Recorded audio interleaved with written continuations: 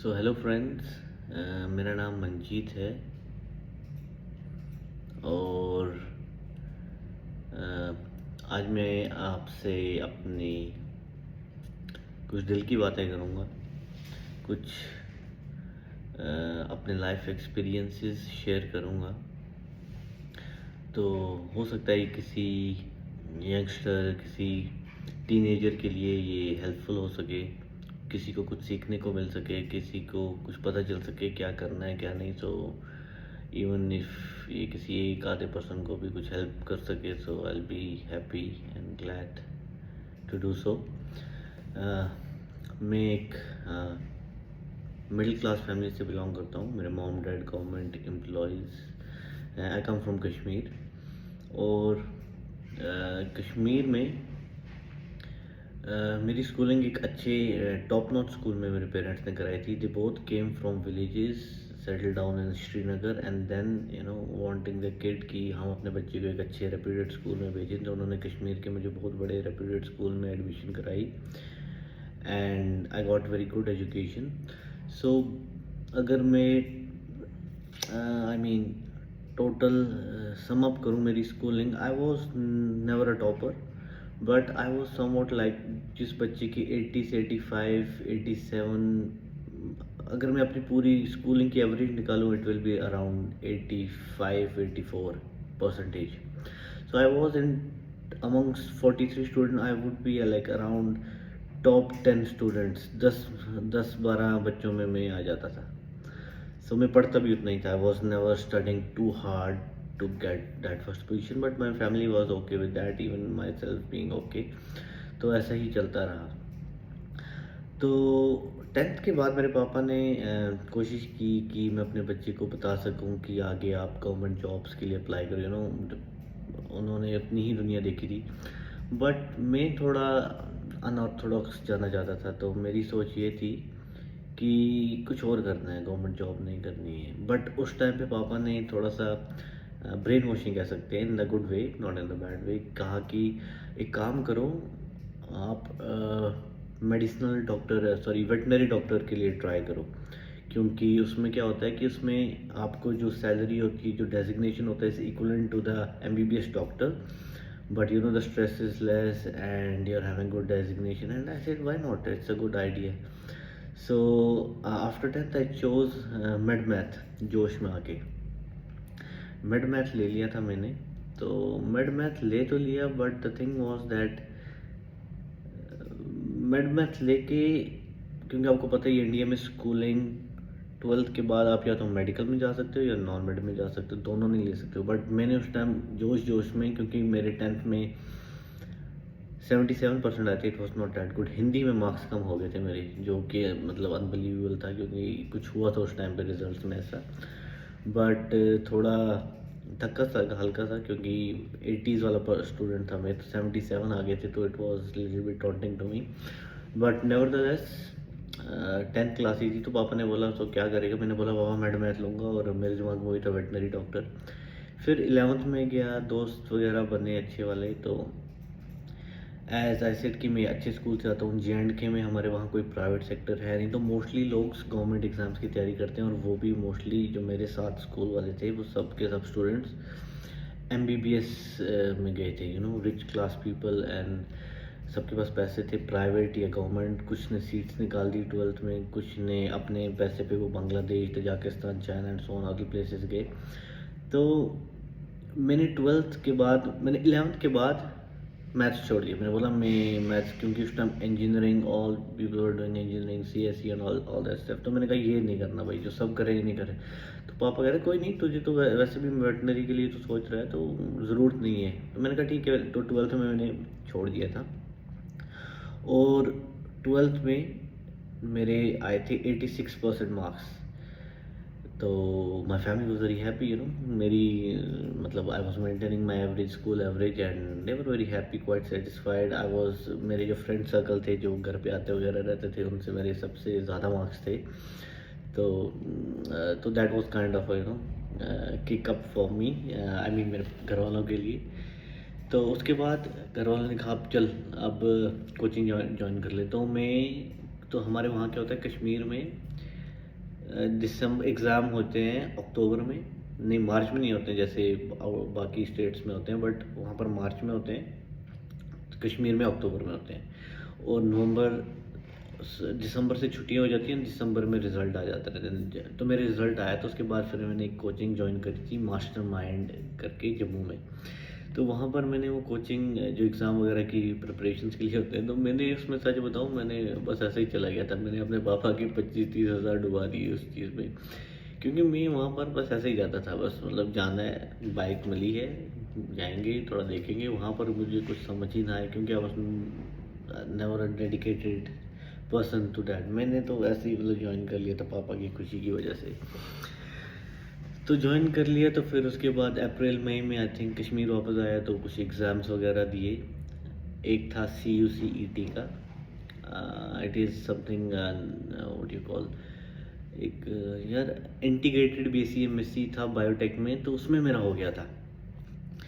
तो मेरे पापा कहते हैं इसमें हो गया तेरा, तो तू मतलब उस टाइम कश्मीर में ना, बीइंग पॉलिटिकल डिस्टर्ब्ड स्टेट, वहाँ पर थोड़े टेंस रहते हैं हालात। तो अगर पापा ने बोला कि ये डिग्री के तो 5 साल से 6 हो जाएंगे, तो यहाँ पर बुढ़ा हो जाएगा, ये रहने दे।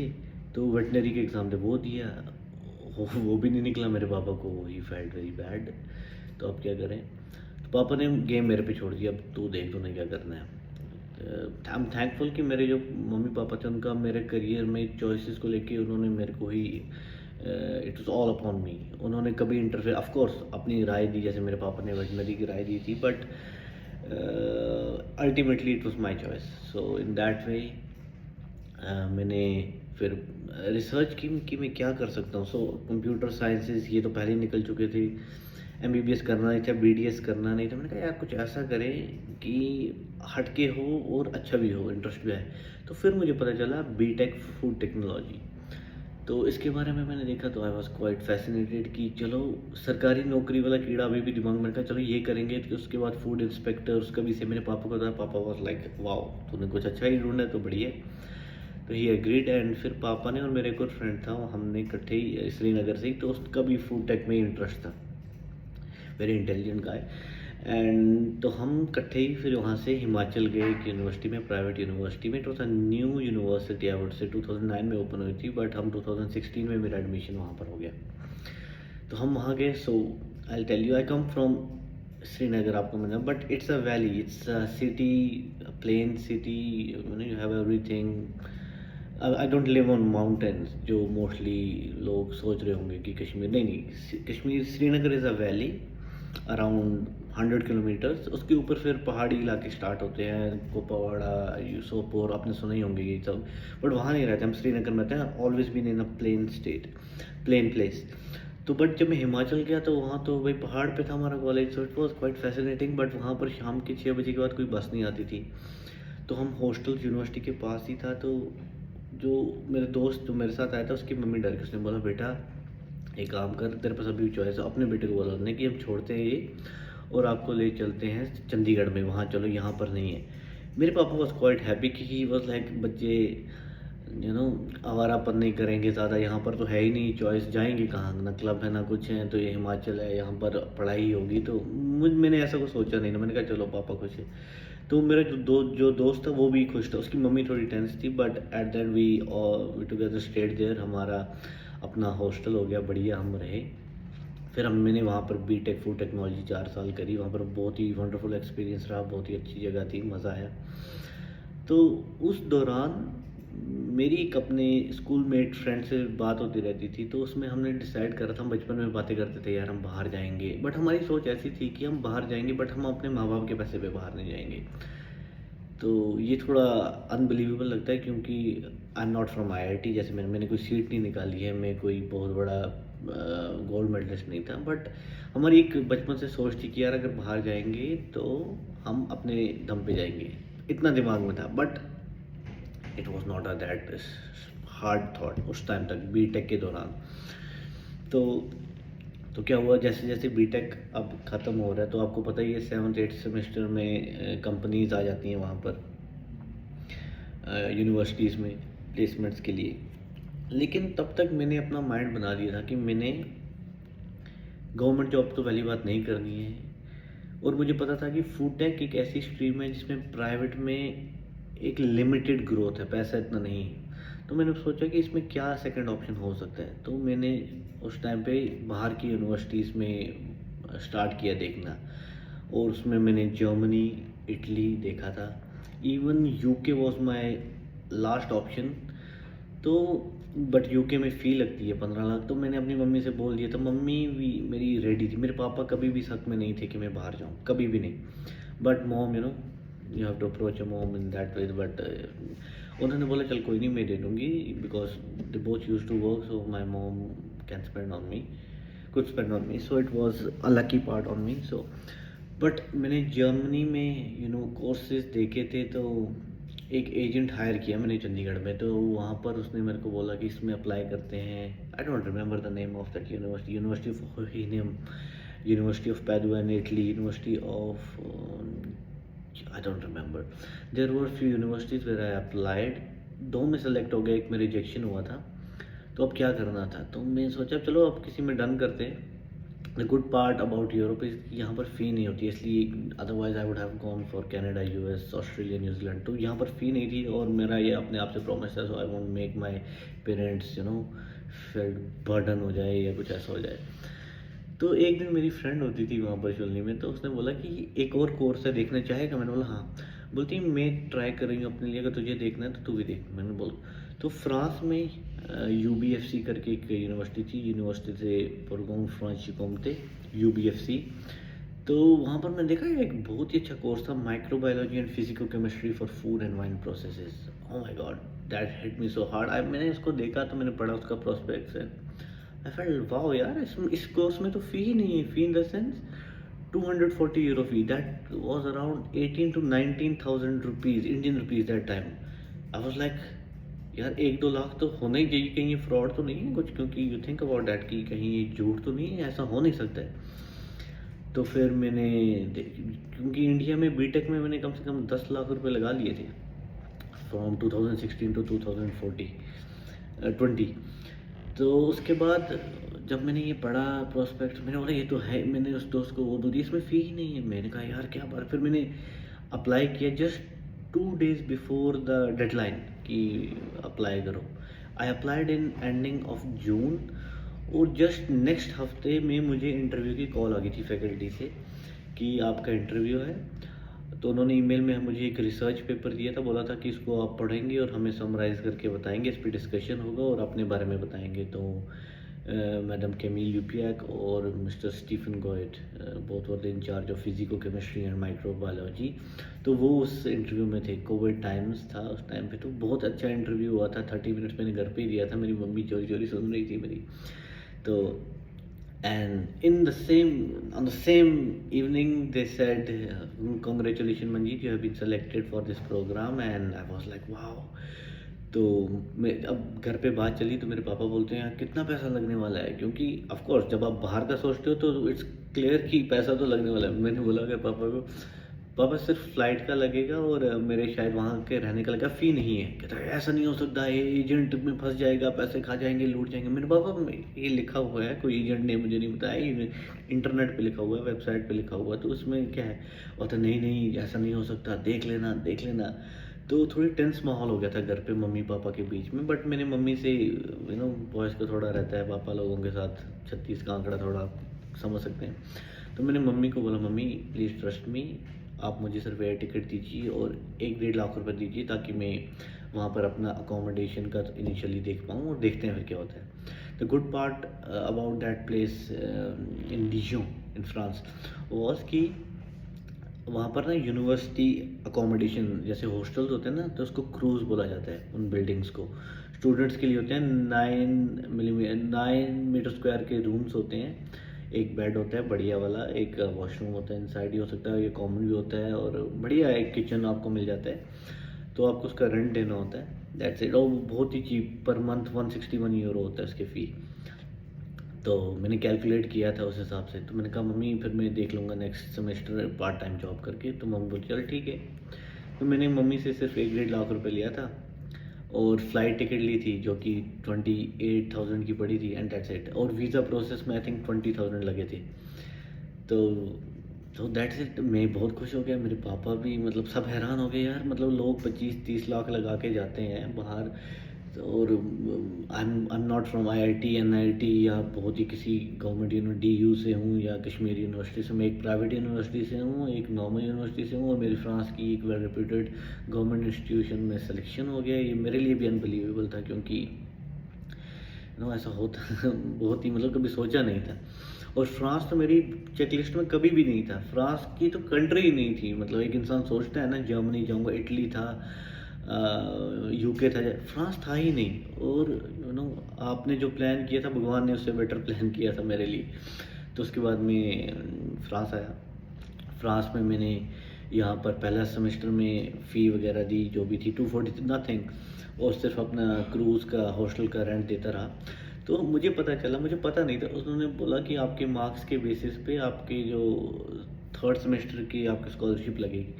तो क्या हुआ कि मेरी जो इंटरनेशनल मास्टर्स थी, इंग्लिश मास्टर्स थी, तो इसमें क्या हुआ कि फर्स्ट सेमेस्टर फ्रांस में था, सेकंड सेमेस्टर मुझे बेल्जियम जाना था। 3-4 कंट्रीज़ की चॉइस थी, तो मैंने बेल्जियम चूज़ किया। तो फिर मैं बेल्जियम गया, तो बेल्जियम जैसे मेरे एक्सचेंज के लिए पर मंथ मुझे 700 यूरोज़ मिलते थे पर मंथ, और मैं वहाँ पर 6 से 7, तो मेरा अकोमोडेशन और खाना पीना पूरा वहाँ से निकल आया आराम से। इवन कि मैं अपने घर पे अपने भाई को थोड़ा हल्के फुल्के भेजता रहता था, ताकि उसकी भी पार्टी वार्टी हो जाए। तो इट वॉज सो फन। मम्मी से मांगनी छोड़ दी, and she was quite happy. तो उसके बाद फिर वापस थर्ड सेमेस्टर में वापस आया फ्रांस। उस टाइम पे 740 यूरोज़ पर 5 मंथ्स वो मुझे अलग मिले, based on my first month of performance. और फिर फोर्थ मंथ में it was a tricky time, क्योंकि फोर्थ सेमेस्टर जो होता है वो ट्रिकी टाइम था। उसमें आपको इंटर्नशिप ढूंढनी होती है और खुद ब खुद ढूंढनी होती है। और लोग बच्चे स्टार्ट कर देते हैं दिसंबर जनवरी से, क्योंकि फेब मार्च से आपको स्टार्ट ज्वाइन करना होता है। तो मेरे दिसंबर इंटरव्यू देता रहा फ्रांस में, सिलेक्शन नहीं हुआ। कहीं पर भी इंटरव्यू आते थे, फ्रेंच बोलो आप, या हो जाता था, कुछ ना कुछ हो जाता था। तो मेरे 2-3 इंटरव्यू ऐसे बकवास गए और हुआ नहीं, रिजेक्शन पे रिजेक्शन। तो फिर मैंने खुद एक स्पेन की यूनिवर्सिटी ढूंढी थी, यूनिवर्सिटी ऑफ वेलेंसिया। तो वहाँ पर मेरा हो गया सिलेक्शन। तो वो बोलते हैं आ जाओ, कोई बात नहीं। तो मैंने फिर अपने सर को दिखाया, सर ये यूनिवर्सिटी है, ये उनके रिसर्च थीसिस है, तो जाऊँ? सर बोलते हैं हाँ जा। तो मुझे फिर फ्रेंच गवर्नमेंट ने एक रीजन, जिस रीजन में मेरी यूनिवर्सिटी थी ना, वहाँ की गवर्नमेंट जो बच्चे बाहर जाते हैं उनको पैसे देते हैं। No doubt you are foreigner और नेशनल स्टूडेंट, डजेंट मैटर। तो उस टाइम ही मेरे को पर मंथ 700 यूरो मिलते थे। तो स्पेन में भी मेरा प्रॉपर रहना सहना, घूमना फिरना, खाना, थोड़ा बहुत सेविंग हल्का फुल्का, वो भी हो गया। So I was thankful, so thankful to the god. और मैं देख रहा था यार, मुझे तो पार्ट टाइम करना भी नहीं पड़ा। एक टाइम भी मैंने अपने मास्टर्स में पार्ट टाइम नहीं करी है, एक टाइम भी। तो इस तरीके से 2022 के एंड में मेरी मास्टर्स डिग्री कंप्लीट हो गई। तो अब आता है रियल चैलेंज। अब क्या है कि इंडियन स्टूडेंट्स को फ्रांस में आफ्टर मास्टर्स 2 साल का टाइम पीरियड दिया जाता है, जिसमें आपको अपनी जॉब ढूंढनी होती है। और वो जॉब जो होती है उसकी सैलरी स्मिक सैलरी से 1.5, स्मिक मतलब लोएस्ट सैलरी, जो मिनिमम वेज है उससे 1.5 टाइम्स सैलरी होनी चाहिए। जैसे कि 1500 यूरोज़ एक स्मिक सैलरी है फ्रांस में। बट जो फॉरेन स्टूडेंट मास्टर्स डिग्री यहाँ करता है उससे 1500 का हाफ 750। तो 1500 प्लस 750 आपकी सैलरी होनी चाहिए, तब जाके आप एलिजिबल हो सकते हो फ्रांस में स्टे करने के लिए या वो जॉब लेने के लिए। अदरवाइज़ आप नहीं हो सकते। आपको कोई भी जॉब 2000 यूरो में या 2200 यूरो में नहीं मिल सकती। आपकी वो स्मिक सैलरी 1.5 होनी ही चाहिए।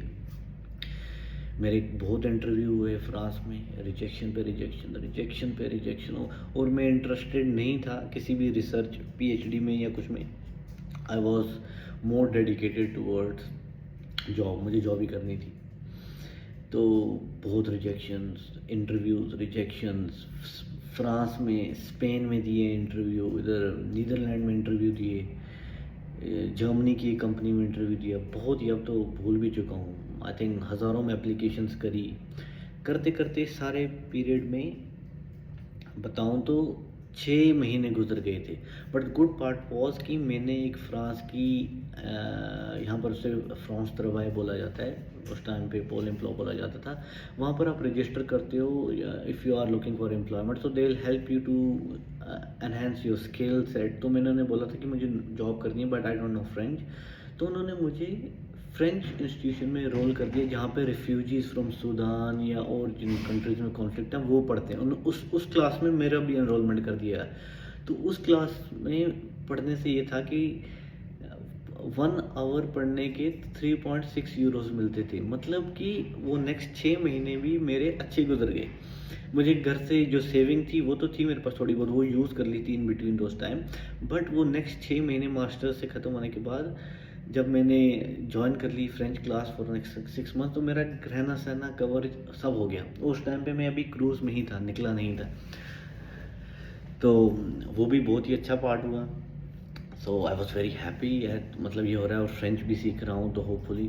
बट जो जॉब वाले मैं इंटरव्यूज़ दे रहा था वो सक्सेसफुल नहीं हो रहे थे। बैक ऑफ द माइंड दिमाग बहुत घूम रहा था, क्या करूँगा, स्ट्रेस हो रहा था, जॉब नहीं मिल रही, घर वाले भी पूछ रहे हैं अब तू। तो मैं सोचा चलो जॉब को मरो गोली, अब let's get to the second option. वो क्या था, जो मेरी मास्टर्स थी it was a research oriented masters. जो साइंस वाले बच्चे होंगे वो समझते होंगे, एक मास्टर्स होती है जो आपको इंडस्ट्रियल एस्पेक्ट में पढ़ाते हैं, एक मास्टर्स होती है जो आपको रिसर्च। जो मेरी मास्टर्स थी वो रिसर्च में थी मोस्टली। बट इसका ये मतलब नहीं है कि वो बच्चे सिर्फ रिसर्च में, अगर वो चाहे तो वो जॉब में भी जा सकते हैं। तो मैंने सोचा कि एक काम करते हैं, सेकंड ऑप्शन पीएचडी देखता हूँ, क्योंकि पीएचडी एक ऐसी चीज़ है।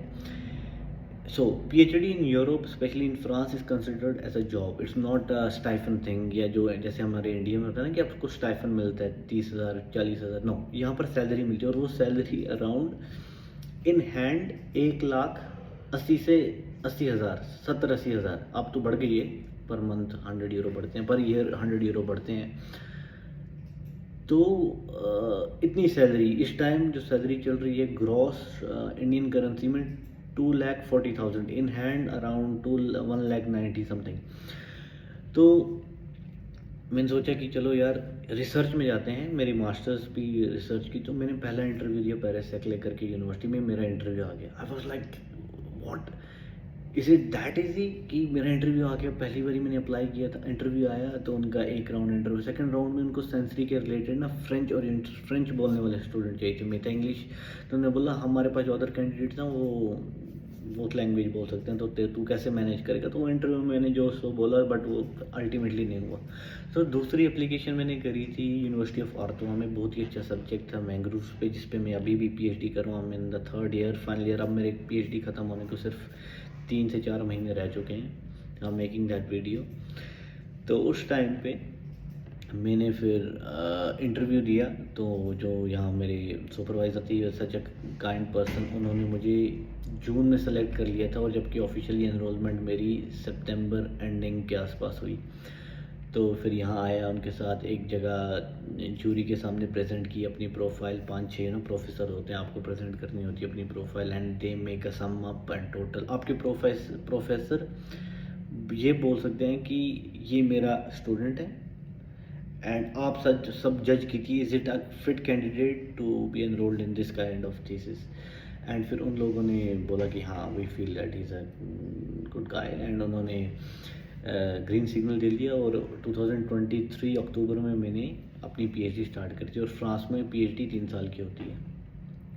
So this was my journey until now, and soon I'll be completing my PhD, and next I'll be open for postdoc and even for industrial roles. But as I said, for industry in this domain हमें थोड़ा linguistic skills पे बहुत काम करना पड़ेगा। इस पे फिर ये छोटे मोटे नहीं चलते हैं। You have to be good in reading, writing, listening and speaking at the same time.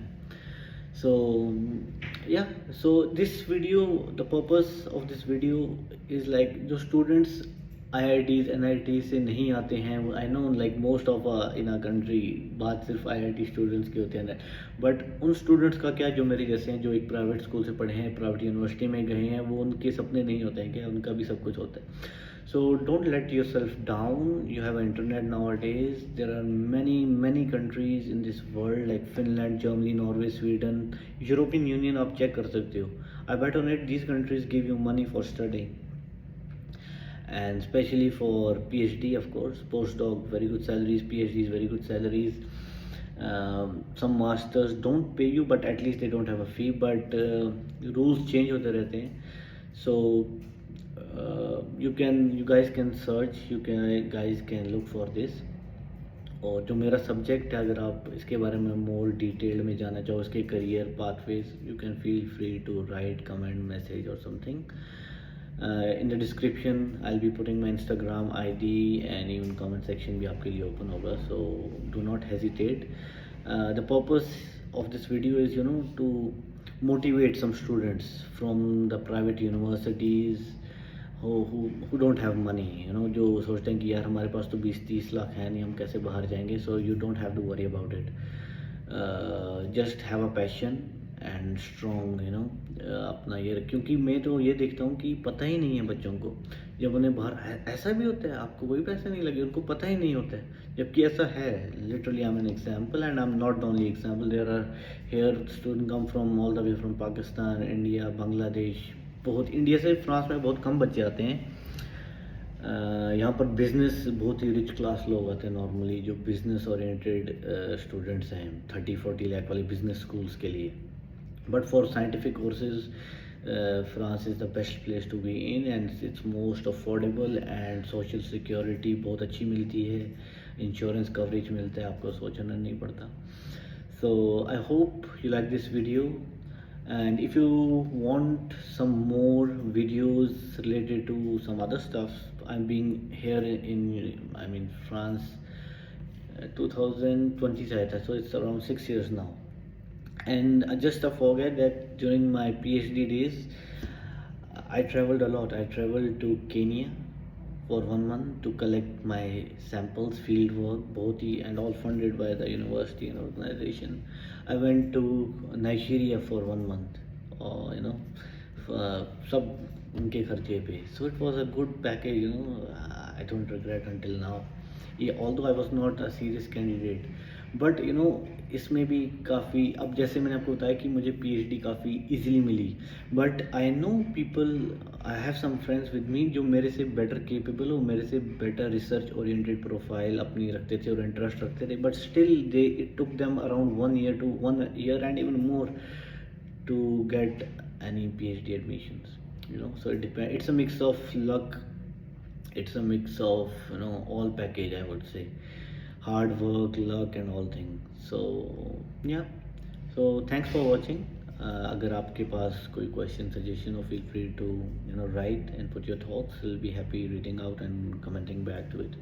So thank you. I wish you a nice day.